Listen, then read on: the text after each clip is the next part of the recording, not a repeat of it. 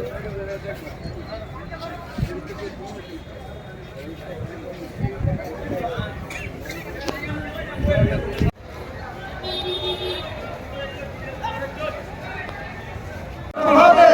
हर महादेव, हर हर महादेव, हर हर महादेव, हर हर महादेव। मौलवादी निबाद जाक, मौलवादी निबाद जाक, मौलवादी निबाद जाक, हर हर महादेव, हर हर महादेव, हर हर महादेव, हर हर महादेव।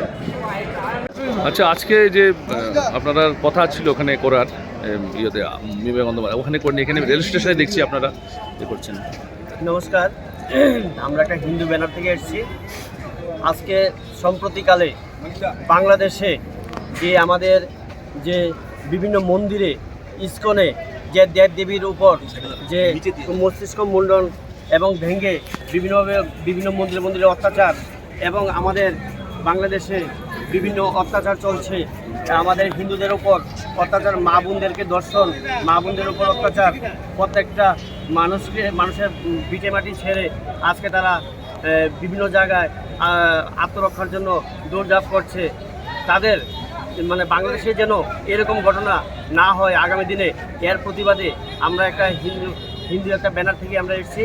আমরা এর প্রতিবাদ জানাই, এর ধিক্কার জানাই, যেন আগামী দিনে এরকম পরিস্থিতি না হয় তার জন্য আমরা আশা রাখি। ধন্যবাদ। আপনাদের আস্থা বলে করার কথা ছিল আজকে, এটা কেন? আস্থা বলে আমরা 10,000 লোক নিয়ে আমরা জমায়েত করার প্রস্তুত ছিলাম, কিন্তু আস্থা বলে আমরা পারমিশন পাইনি। এই পারমিশন পাইনি, তার জন্য আজকে আমরা বাদারঘাট রেল স্টেশনে আমরা ছোট্ট পরিসরে আমরা আজকে প্রতিবাদ জানাচ্ছি এবং আমরা এখান থেকে আমাদের শুরু হবে আমাদের সংগ্রাম।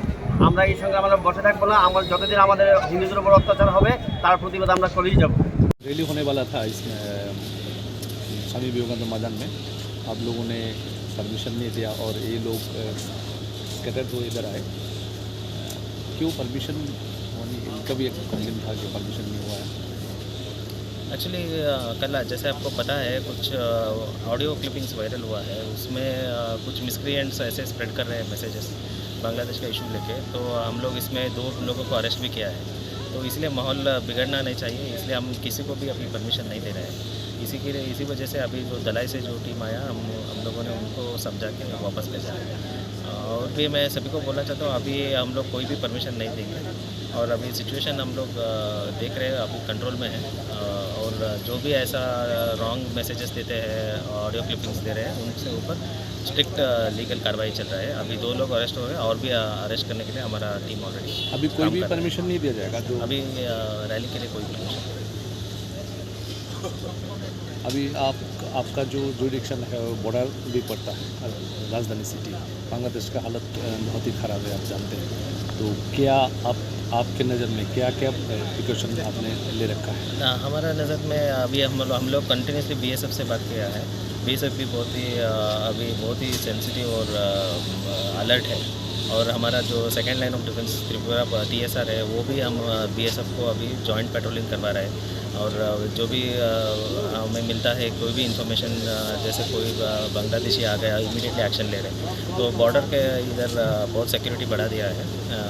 और इनसाइड डिस्ट्रिक्ट भी और स्टेट भी अभी बहुत सारा फोर्सेस है। इलेक्शन का इसमें काउंटिंग भी चल रहा है, बहुत सारा फोर्सेस है। और सिक्योरिटी वाइज हमारा अच्छा प्रिकॉशन लेके रखा है।